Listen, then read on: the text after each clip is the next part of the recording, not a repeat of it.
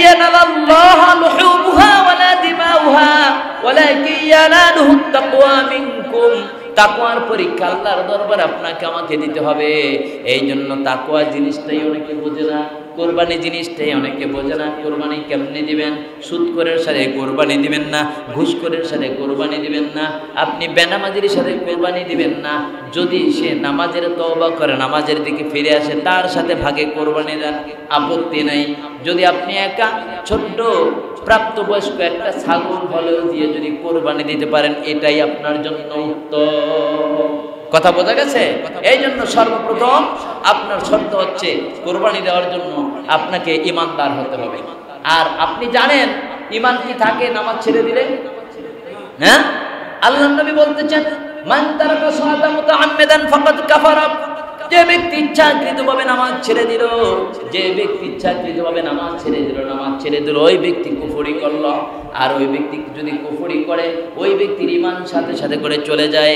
যদি বেঈমান হয়ে যায়, বেঈমানির জন্য কোরবানি কিন্তু জায়েজ নাই।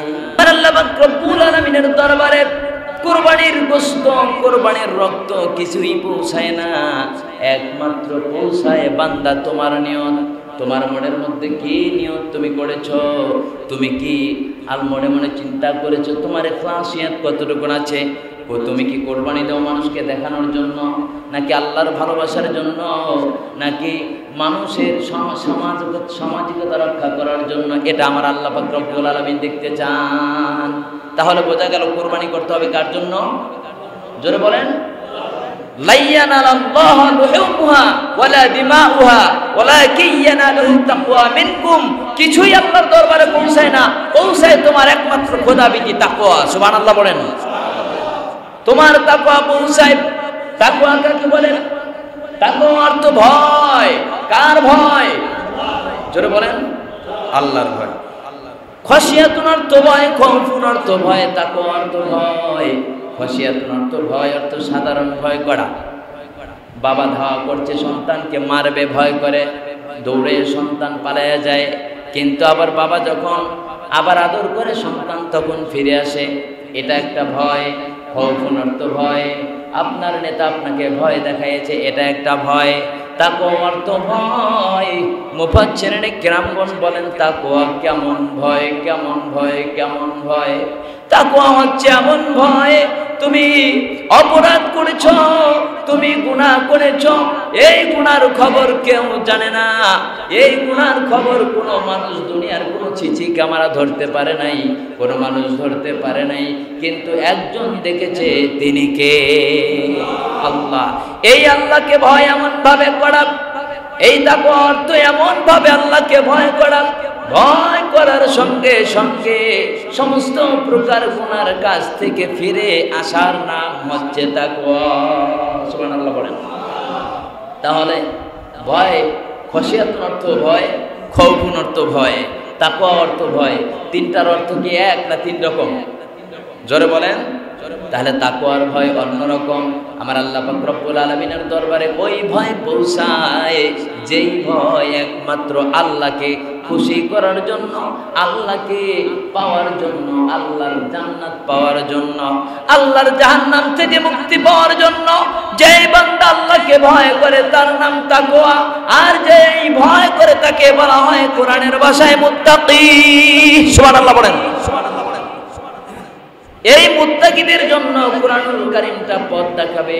আমার আল্লাহ পাক রব্বুল আলামিন বলেছেন, হুদাল্লিল মুত্তাকিনাল্লাযীনা ইউমিনুনা বিল গায়বি ওয়া ইউকিমুনাস সালাতা ওয়া মিম্মা রাযাকনাহুম ইউনফিকুন। আল্লাহু আকবার।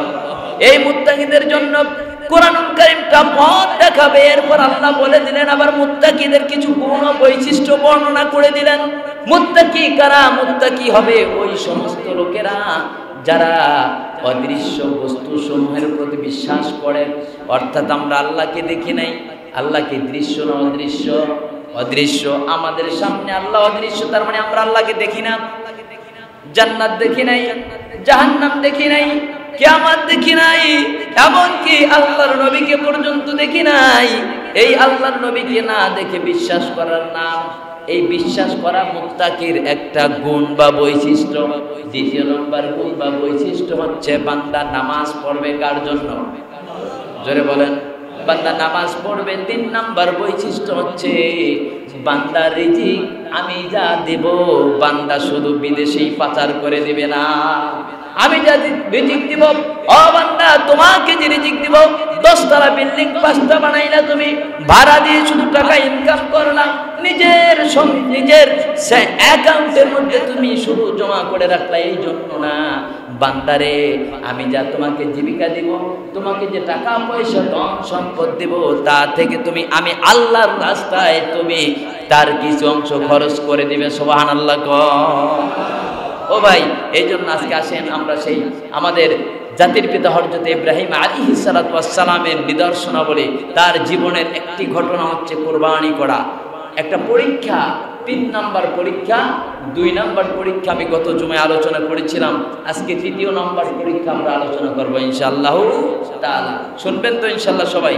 আমার সাথে সবাই বলেন আউযু বিল্লাহি মিনাশ শাইতানির রাজীম। বিসমিল্লাহির রহমানির রহিম।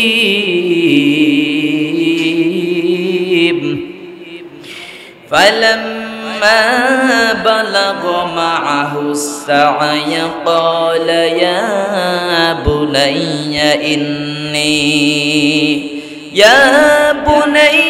إني أرى في المنام أني أذبحك فانظر ماذا ترى قال يا أبت افعل ما تؤمر ستجدني إن شاء الله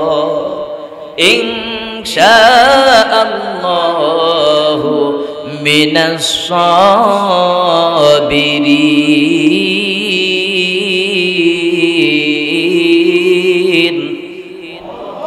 আমার আল্লাহ পাক রব্বুল আলামিন প্রায় 80+ বয়স, কেউ বলেছেন 84 বছর বয়সে, কেউ বলেছেন 83, কেউ বলেছেন 86 বছর বয়সে আল্লাহর খলিল আল্লাহর বন্ধুকে আল্লাহ পাক রব্বুল আলামিন একটা সন্তান দিয়েছিলেন, যার নাম ছিল ইসমাঈল আলাইহিস সালাতু ওয়াস সালাম।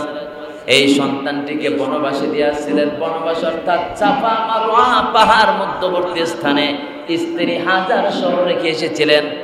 রেখে আসার পর আল্লাহর হুকুমে সেখান থেকে আল্লাহর খলিল আল্লাহর বন্ধু কেমন পরীক্ষায় পড়েছেন, সেখান থেকে আবার চলে এসেছেন। চলে আসার পর তার সন্তানটা যখন প্রাপ্ত বয়সে উপনীত হলো, চলাফেরা করার মতো বয়সে উপনীত হলো, অর্থাৎ দৌড়াদৌড়ি করতে পারে, চলাফেরা করতে পারে, বিবেক বুদ্ধি হয়েছে, এমন অবস্থায় আবার গেছে, আল্লাহর হুকুম হয়েছে যাও তোমার সন্তানটাকে তুমি আমি আল্লাহর রাস্তায় কোরবানি করে দাও। সুবহানাল্লাহ। বড় ঘটনা। আমার আল্লাহ পাক রব্বুল আলামিন যত পয়গম্বর, যত নবী রাসূলগণ ছিলেন, তাদের স্বপ্নের মধ্যে আল্লাহ যা দেখিয়েছেন তাও একটা ওহী। সুবহানাল্লাহ বলেন। এই ওহী কার পক্ষ থেকে হয় জোরে বলেন? কোন রাষ্ট্রপতির পক্ষ থেকে ওহী হয়, কোন ডিসির পক্ষ থেকে, কোন এসপির পক্ষ থেকে নয়, কোন প্রাইম মিনিস্টারের পক্ষ থেকে নয়। ওহী আসে স্বয়ং একজন হেডকোয়ার্টারের থেকে। সেই হেডকোয়ার্টারের মালিক হচ্ছেন স্বয়ং আল্লাহ। জোরে বলেন আল্লাহু আকবার। আমার আল্লাহ পাক রব্বুল আলামিন বললেন, খলিল আমার বন্ধু, যাও যাও, তোমার সবচেয়ে প্রিয় জিনিস, তোমার জীবনের সবচেয়ে খাঁটি জিনিস, যে জিনিসটার দাম তোমার কাছে সবচাইতে বেশি। বন্ধুরা আমার, গত কয়েকদিন আগে এক লোক আমাকে বলে, হুজুর আমি এই দুনিয়াকে ভালোবাসি না, আমি আল্লাহকে খুব ভালোবাসি, আমি মৃত্যুকে খুব ভয় পাই। আমি বললাম, ভাই তার প্রমাণ কি? তার বাস্তব প্রমাণ কয়, হুজুর সব সময় আমার শুধু আল্লাহর ভয় হয়। আমি বললাম, মোটেই নয়, আপনার আল্লাহর ভয় হয় না। আল্লাহর ভয় যদি আপনার হতো, আপনি দুনিয়ার চাইতে আখিরাতকে বেশি অগ্রাধিকার দিতেন। কার কথা? আল্লাহ তাআলা বলতেছেন ফাআম্মা মান তাগা ওয়া আতারাল হায়াতাদ দুনিয়া ফাইন্নাল জাহিমা হিয়াল মাওয়া। ওরা হচ্ছে তগা, ওদের একটা বৈশিষ্ট্য হচ্ছে ওরা আখিরাতের চাইতে দুনিয়াকে অগ্রাধিকার বেশি দেয়, দুনিয়ার সম্পদকে আখিরাতের চাইতে বেশি ভালোবাসে, দুনিয়ার টাকার জন্য আল্লাহর হুকুমকে বাদ করে দেয়, দুনিয়াতে বাঁচার জন্য সুদের কারবার করে, দুনিয়াতে ভালো থাকার জন্য শরীরটাকে ঠকায় দেয়, দুনিয়াতে ভালো থাকার জন্য ভাইয়ের ভাই সম্পদ নষ্ট করে দেয়, বোনের সম্পদ আটকায় রাখে, মা বাবাকে কষ্ট দেয়, দুনিয়াতে ভালো থাকার জন্য আল্লাহর যত দ্রোহিতা আছে সব করে, আবার নামাজও পড়ে, আসে না নাই? বুঝতে হবে, তবে নামাজ কামাই দেওয়া যাবে না, বুঝতে হবে ওর নামাজ হচ্ছে না, ঠিক কিনা জোরে বলেন। কারণ নামাজ যদি হয়, আমার আল্লাহ পাক রব্বুল আলামিনের কোরআনুল কারীমের মধ্যে বলতেছেন ইন্নাস সালাতা তানহা আনিল ফাহশাই ওয়াল মুনকার। আল্লাহু আকবার। আমার আল্লাহ বলতেছেন নিশ্চয়ই তুমি যদি নামাজের মতো নামাজ পড়তে পারো, নিশ্চয়ই সমস্ত খারাপ কাজ থেকে তোমাকে নামাজে বিরত রাখবে। কই তোমাকে তো মিথ্যা কথা থেকে নামাজ বিরত রাখছে না, খারাপ কাজ থেকে তোমাকে বিরত করতে পারছে না। তুমি ওজনে কম দাও, ওজনে ভেজাল দাও, গরিবদেরকে ঠকাও, নিষ্ঠা মাল বিক্রি করো, তুমি আলেম ওলামাদের দেখলে টিটকারি করো, তুমি গরিব যদি দেখো তুমি তুচ্ছ মনে হয়, তোমার বাড়িটাই তোমার কাছে বড়, তোমার বিল্ডিংটাই তোমার কাছে ভালো, তোমার নেতার কথাই নবীর হাদিসের চাইতে বড়, আছে না নাই? তুমি দুনিয়াতে বেশি অগ্রাধিকার দিয়েছো বন্ধু, দুনিয়াকে তুমি যদি অগ্রাধিকার দাও, আমার কথা নাই, তুমি সূরা নাজিয়াত পড়ো, নাজিয়াতের 37, 38, 39 নম্বর 40 নম্বর আয়াত পড়ো। এই নাজিয়াতের মধ্যে আমার আল্লাহ পাক রব্বুল আলামিন বলতেছেন ফাম্মা মান তাগা ওয়া আতারাল হায়াতাদ দুনিয়া ফাইন্নাল জাহিমা হিয়াল মাওয়া।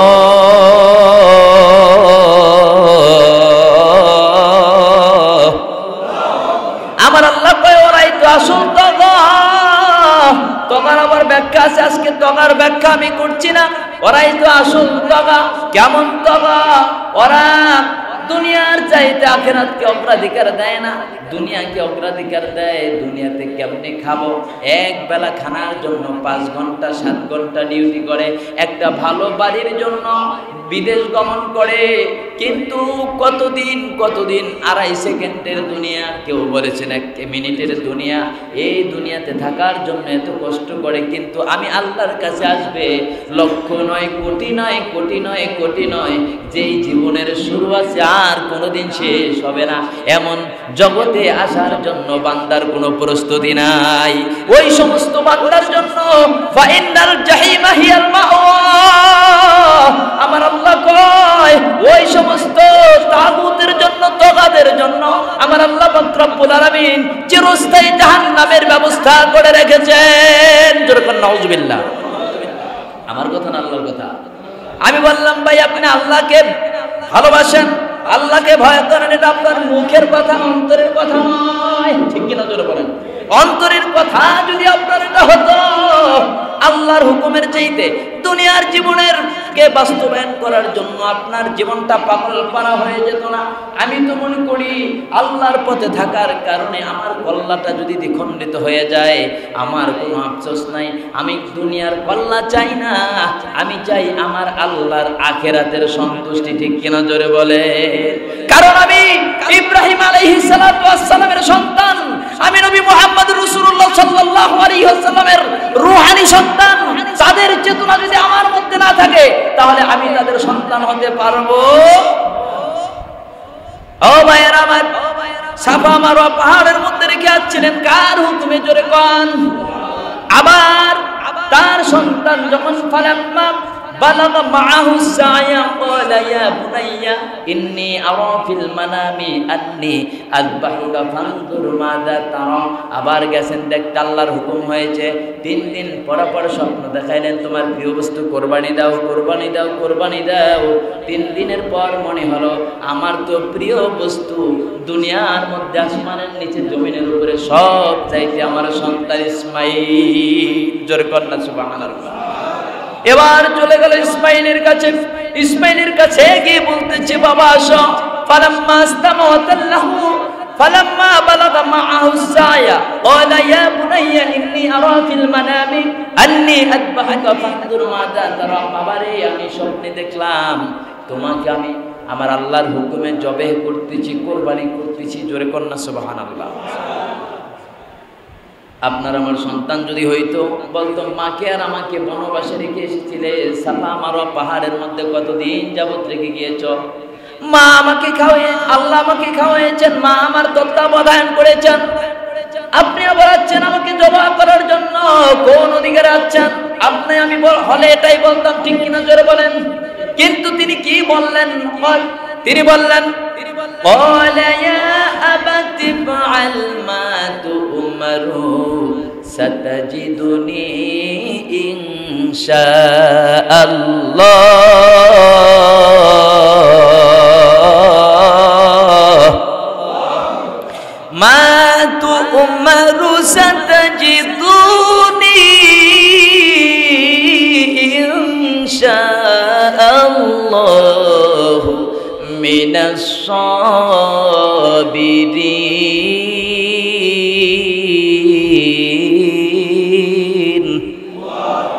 বাবা, আল্লাহর পক্ষ থেকে যেই হুকুম হয়েছে আপনি সেই হুকুম পালন করুন। বাবা, আল্লাহর পক্ষ থেকে যদি হুকুম হয়ে থাকে আপনি তাড়াতাড়ি আমার জবেহের কাজটা শেষ করে দেন। সুবহানাল্লাহ।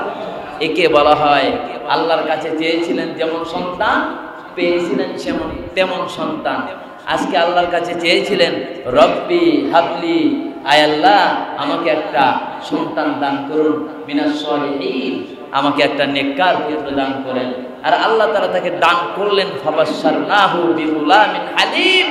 গুলামিন হালিম, ধৈর্যশীল সহনশীল এক পুত্রের সুসংবাদ দান করলেন। তার থেকে এমন জবাবই আসবে যেমন জবাব সে দিয়েছে, ঠিক কিনা? মুফাজ্জিরিন ইকরামগণ বলেন, উনি আল্লাহর উপর নিজেকে সুপর্দ করে দিলেন। আপনার আমার জাতির পিতা হযরত ইব্রাহিম আলাইহিস সালাতু ওয়াস সালামের কথার উপর উনি বললেন, ক্বালা ইয়া আবাতি ক্বালা ইয়া বুনাইয়া ইন্নী আরা ফিল মানামি, হে আমার বৎস, হে আমার বাবা, হে আমার পিতা, ইন্নী নিশ্চয় আরা ফিল মানামি আন্নী আযবাহুকা ফানজুর মাযা তারা। আপনি তাড়াতাড়ি আপনার কাজটা শেষ করে ফেলুন, যা আপনাকে স্বপ্ন যোগে দেখানো হয়েছে। সুবহানাল্লাহ বলেন। ফালাম্মা আসলামা ওয়া তাল্লাহু লিল জাবিন। আল্লাহু আকবার। এরপর কি করলেন? ফালাম্মা আসলামা ওয়া তাল্লাহু লিল জাবিন, তারা উভয় আমার আল্লাহর কাছে সারেন্ডার করে দিলেন। সুবহানাল্লাহ বলেন। কাঁধ করে শোয়া দিলেন সন্তানকে। কাঁধ করে যখন শোয়া দিলেন, শোয়া দেওয়ার পর এবার সন্তান বলতেছে, বাবা হে আমার, কেমন সন্তান হলে এমন কথা বলতে পারে? বাবা হে আমার, আমাকে যদি আপনি দেখেন আর দেখার পরে আমাকে যদি আপনি জবে করেন, আপনার অনেকটা মায়া লাগবে। আমি আপনার সন্তান, আপনি আমার বাবা, আপনার আমার মধ্যে কত ভালোবাসা, প্রেম। এই প্রেম না জানি আল্লাহর চাইতে বেশি বেশি হয়ে যায়। সুতরাং আপনার চক্ষুটা বেঁধে নেন, বেঁধে নেন, বেঁধে নেন, এরপরে আমাকে জবাই করেন। আবার বলেন, বাবা হে আমার, আপনি আমাকেও বেঁধে নেন। কারণটি হচ্ছে, আমাকে যদি বেঁধে না নেন আর যদি আমার গায়ের কোনো একটা অংশ আমার অজ্ঞতাবশত আপনার উপর লেগে যায়, এই জন্য আমাকে ভালোভাবে বেঁধে নেন। বেঁধে এরপরে আল্লাহর নামে আমাকে আপনি কোরবানি করে দেন। সুবহানাল্লাহ। ও ভাই, কোরবানিটা কি অন্তরের নাকি মুখের? কিসের? অন্তরেরটা। কোরবানিটা জোরে বলেন। কোরবানিটা অন্তরের বিষয়। আমার আল্লাহ পাক রব্বুল আলামিন কালামে হাকিমের মধ্যে অন্যত্র বলতেছেন, কুল ইন্না সলাতি ওয়া নুসুকি ওয়া মাহইয়ায়া ওয়া মামাতি লিল্লাহি রাব্বিল আলামিন। আমার নামাজ, আমার কুরবানি, আমার জীবন, আমার মরণ সব কিছু আল্লাহ একমাত্র আপনার জন্য। কার জন্য? জোরে বলেন। এখানে আল্লাহ পাক রব্বুল আলামিন প্রথমে কিসের কথা বলেছেন? নামাজের কথা না কুরবানির কথা? জোরে বলেন। নামাজের কথা। তাহলে বোঝা গেল যারা কুরবানির জন্য নিয়ত করেছেন আগে নিয়ত করেন 5 ওয়াক্ত নামাজ পড়বেন। কথা বোঝা যায়? আল্লাহ যদি বলতেন আগে কুরবানির কথা, ঠিক আছে আগে কুরবানি দিতেন তারপর নামাজ পড়তেন, সমস্যা ছিল না। কিন্তু আপনি যদি কুরবানি দেন আর কুরবানি যদি কবুল করাতে চান তাহলে প্রথম বা পূর্ব শর্ত হলো আপনাকে নামাজি হতে হবে। আপনি যদি বেনামাজি হন তাহলে আপনার কুরবানি হবে না। দলিল কুল ইন্না সলাতি ওয়া নুসুকি ওয়া মাহইয়ায়া ওয়া মামাতি লিল্লাহি রাব্বিল আলামিন। আল্লাহ তাআলা বলতেছেন, হে নবী আপনি বলে দেন আমার নামাজ। কার নামাজ? আমার নামাজ। তার মানে প্রথমে কি? নামাজ। ওয়া নুসুকি আমার কুরবানি, এরপর দাও কুরবানি। ওয়া মাহইয়া আমার জীবন, জীবনের মধ্যে যা কিছু হবে, যত কাজ করব, যত সংগঠন করব, যত আন্দোলন করব, যত সংগ্রাম করব, সব কিছু কার জন্য করব? জোরে বলেন। এরপর এই আকীদা রাখতে হবে আমার মৃত্যুটা হবে, মৃত্যুটাও যেন আল্লাহর রাস্তায় হয়। সব সময় দোয়া করতে হবে, প্রভু হে মৃত্যুটা যেন শয়তানের ধোঁকায় পড়ে বেঈমানি অবস্থায় আমার না হয়। আয় প্রভু মালিক, যখন দুনিয়ার হায়াত শেষ হয়ে যাবে আমার মৃত্যুটা যেন আল্লাহ বেঈমানি অবস্থায় না হয়। আল্লাহ আমার মৃত্যুটা যেন গুনাহের অবস্থায় না হয়, আমার মৃত্যুটা যেন নাফরমানি অবস্থায় না হয়, আমার মৃত্যুটা যেন বেনামাজি অবস্থায় না হয়, আমার মৃত্যুটা যেন আল্লাহ তোমার বিধানের বিরুদ্ধে না হয়। আল্লাহ আমার মৃত্যুটা যেন এমন অবস্থায় হয়, মৃত্যুটা যেন সব তোমার জন্য হয়ে যায়। আল্লাহু আকবার। আয় প্রভু মালিক, এমন বহু দেখা গেছে সন্তানেরা কোটি কোটি কোটি টাকার মালিক, দেখা গেছে বাবার মৃত্যুর সময় হয়ে গেছে, মৃত্যুর সময় জীবনে সন্তানেরা বাবার জন্য যে কি বলে দোয়া করতে হয় তাও জানে না। কিন্তু কিছু মোল্লা মৌলবী হুজুরকে আনাইয়া এরপরে বলতেছে বাবাকে একটু কালেমা পড়ায় দাও। কালেমা পড়াইতে গেছে, বাবা কালেমা পড়তে পারে না, উল্টো কালেমার বিরুদ্ধে কথা বলে মারা গেছে। নাউজুবিল্লাহ পড়েন।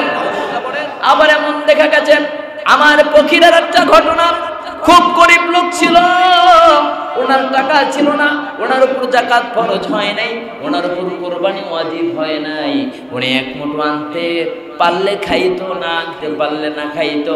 কিন্তু এমন একটা লোকের যখন মৃত্যুর সময় হয়ে গিয়েছে, আমি ওনাকে দেখতে গেলাম, দেখার পর ওনার স্ত্রী বলে, ও ভাগনা শোনো, তোমার মামায় কিছুক্ষণ পর পর দেখে একজন হুজুর এসে তাকে শুধু সালাম দেয়। সুবহানাল্লাহ বলে। কয়েকজন হুজুর এসে সালাম দেয় আর উনি বলে ওয়ালাইকুম সালাম বলে এই পলিথিন প্লাস্টিকের কাগজটা সরাইয়া দাও, আমার ওস্তাদ এখানে বসবে। এই কথা বলতে বলতে উনি দুনিয়ার মধ্য থেকে বিদায় নিয়ে গেছে। জোরে কন্যা সুবহানাল্লাহ।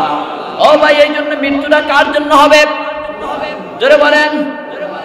তাই তো শিক্ষা। আর একটা শিক্ষা হচ্ছে আমরা সূরা কাউসার পাঠ করি না, আমাদের মধ্যে কি করি না? সূরা কাউসার, ইন্না আ'তাইনাকাল কাউসার ফাসাল্লি লিরাব্বিকা ওয়ানহার ইন্না শানিআকা হুয়াল আবতার। আল্লাহু আকবার। আবার আল্লাহ পাক রব্বুল আলামিন এখানেও বললেন প্রথমে নামাজের কথা, ফাসাল্লি লিরাব্বিকা ওয়ানহার, নামাজ পড়ো তোমার প্রভুর নামে এবং কুরবানি দাও। প্রথমে কি বোঝেন নাই? প্রথমে নামাজের কথা বলেছেন, এখানেও নামাজ পড়ো, এরপর তোমার প্রভুর নামে তুমি কুরবানি দাও। এটাই চূড়ান্ত, এটাই ফায়সালা, এটাই ফতোয়া, এটাই মাসআলা। কোন বেনামাজির কুরবানি আল্লাহর দরবারে কবুল হবে না, হবে না, হবে না। ঠিক কিনা জোরে বলেন। এরপর অনেকে বলেন, হুজুর আমি তো এতদিন নামাজ পড়ি না, আমার কুরবানির কি হবে? আমি আপনাকে একটা সহজ রাস্তা দেখিয়ে দেব, সেটা হচ্ছে আপনি তওবা করবেন। তওবা করলে পিছনের গুনাহ মাফ হয় কি হয় না? জোরে বলেন। এমন ভাবে তওবা করতে হবে, আল্লাহ আমি আর কোনোদিন নামাজ ছাড়ব না, আমার উপর কুরবানি ওয়াজিব হয়েছে, কুরবানি দেব। ইনশাআল্লাহ তাআলা আপনার কুরবানি আল্লাহর দরবারে কবুল হবে। জোরে কোন আমিন। قد صدقت الرؤيا إنا كذلك نجزي المحسنين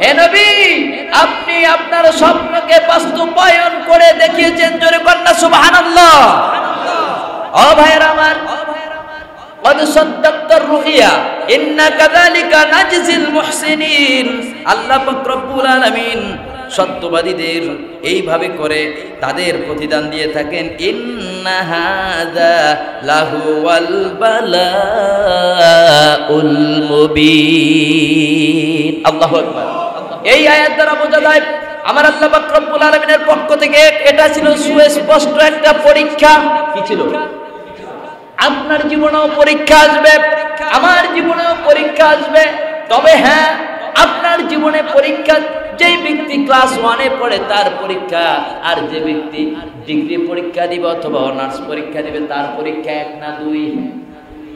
এক না দুই আপনার সন্তান যখন অনেক পরীক্ষা দেয় আবার শিক্ষকেরা আবার বলে দেয় বাবা এটা তো তোমার হয় না একটু এইভাবে দাও কিন্তু অনার্স মাস্টার্সে যখন পরীক্ষা দেন শিক্ষকেরা তো বলবেই না বরঞ্চ আপনার পরীক্ষা যদি দেন ডান দিকে যদি তাকান স্পেল করে দেওয়ার সম্ভাবনা আছে না নাই ও ভাই আপনার ঈমান যত বড় মজবুত আপনার পরীক্ষাও তত বড় মজবুত ঠিক কিনা জোরে বলেন আপনার ঈমানের দৃঢ়তা পাওয়ার যত বেশি আপনার পরীক্ষার কঠিন তত বেশি ঠিক কিনা আপনার ঈমান আপনি তো নামাজি অনেকে পড়ে না তার আবার পরীক্ষা কি অনেকে তো রোজাই রাখে না তার আবার পরীক্ষা কি অনেকে আল্লাহর হুকুম আল্লাহর বিধান আল্লাহর কোরআন অনুসারে জীবন পরিচালনা করে না তার আবার পরীক্ষা কি অর্থাৎ পরীক্ষা তো ওই ব্যক্তি দিবে যে ব্যক্তি খাতার মধ্যে ধুমছে সুন্দর করে লিখে এরপরে A+ গোল্ডেন A গ্রেড পেয়ে উত্তীর্ণ হবে ঠিক কিনা জোরে বলেন ও ভাইরা আমার যে ব্যক্তি নামাজ পড়ে যে ব্যক্তি হজ করে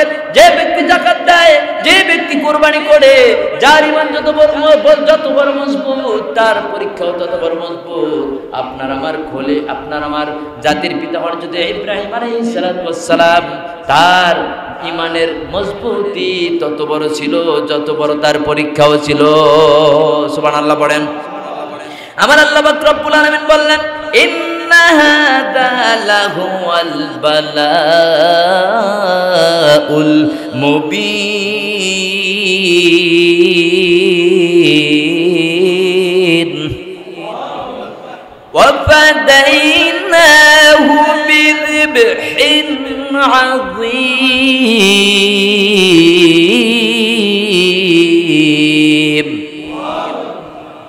এই আয়াতের তাফসীর ব্যাখ্যা কি আমার আল্লাহ পাক রব্বুল আলামিন হাবিল আর কাবিলের যখন ওই যে পরীক্ষা নিলেন কুরবানি নিলেন হাবিলের কুরবানি সুন্দর একটা দুম্বা মোটা তাজা দুম্বা আল্লাহর রাস্তায় কুরবানি দিল কতিপয় মুফাজ্জিরিন কিরাম লেখেন ওই পশুটা আল্লাহর দরবারে কবুল হয়েছিল কিন্তু কাবিলের কুরবানি কবুল হয় নাই হাবিলের কুরবানি যখন কবুল হয়েছিল ওই পশুটা জান্নাতের মধ্যে আমার আল্লাহ পাক রব্বুল আলামিন সংরক্ষণ করে রেখেছিলেন আবার যখন আল্লাহর বন্ধু আল্লাহর খলিল যখন তার সন্তান পুত্রটাকে পরীক্ষা আল্লাহর পক্ষ থেকে পরীক্ষা আসলে তো তাকে আল্লাহ জবাই করাবেন না ঠিক কি নজরে বলেন এটা আল্লাহর পক্ষ থেকে অন্তরের একটা পরীক্ষা নিয়েছেন এই পরীক্ষায় যখন আল্লাহর খলিল আল্লাহর বন্ধু পাস করেছেন ফার্স্ট গ্রেডেড অফিসার হয়েছেন বিসিএস ক্যাডার হয়ে গেলেন ক্যাডার হয়ে যাওয়ার পর আমার আল্লাহ পাক রব্বুল আলামিন ওই যে হাবিলের দ্বারা যে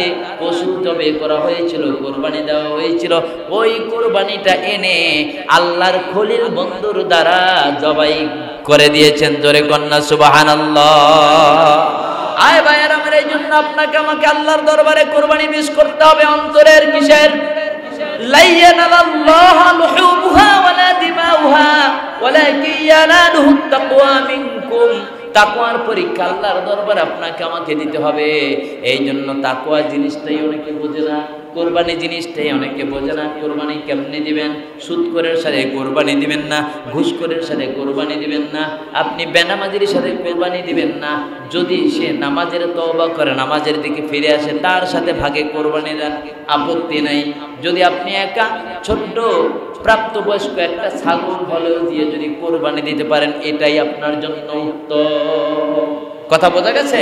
এই জন্য সর্বপ্রথম আপনার শর্ত হচ্ছে কোরবানি দেওয়ার জন্য আপনাকে ইমানদার হতে হবে। আর আপনি জানেন ইমান কি থাকে নামাজ ছেড়ে দিলে? হ্যাঁ, আল্লাহর নবী বলতেছেন মান তারাকা সালাতা মুতাআম্মিদান ফাকাদ কাফারা। যে ব্যক্তি ইচ্ছাকৃতভাবে নামাজ ছেড়ে দিল, যে ব্যক্তি ইচ্ছাকৃতভাবে নামাজ ছেড়ে দিল ওই ব্যক্তি কুফরি করল। আর ওই ব্যক্তি যদি কুফরি করে ওই ব্যক্তির ঈমান সাথে সাথে করে চলে যায়। যদি বেঈমান হয়ে যায়, বেঈমানের জন্য কোরবানি কিন্তু জায়েজ নাই। বেঈমানের জন্য কোরবানি যদি জায়েজ হতো হিন্দুদের মধ্যেও তো কোরবানি দিতে পারে, খ্রিস্টানের মধ্যেও তো কোরবানি চলে, ইয়াহুদীদের মধ্যেও তো কোরবানি চলে। তাদের মধ্যে কোরবানি দেওয়া যায় না কেন? তাদের ঈমান নাই। কোরবানি দেওয়ার পূর্ব শর্ত হলো ঈমান আনতে হবে। কি হবে না জোরে বলেন? ঈমানদারের একটা পরিচয়, একটা গুণ হচ্ছে সে নামাজি হবে। নামাজি হবে, সে ঈমানদার হতে হবে, সে প্রাপ্ত, সে সম্পদের, সে নিসাব পরিমাণ সম্পদের অধিকারী হতে হবে। নিসাব পরিমাণ মালের অধিকারী যদি হয় তাহলে সে 10 তারিখ থেকে 12ই জিলহজের মাগরিবের আগ পর্যন্ত সে যদি নিসাব পরিমাণ সম্পদের মালিক হয় তার উপর কুরবানি দেওয়া ওয়াজিব হয়ে যায়।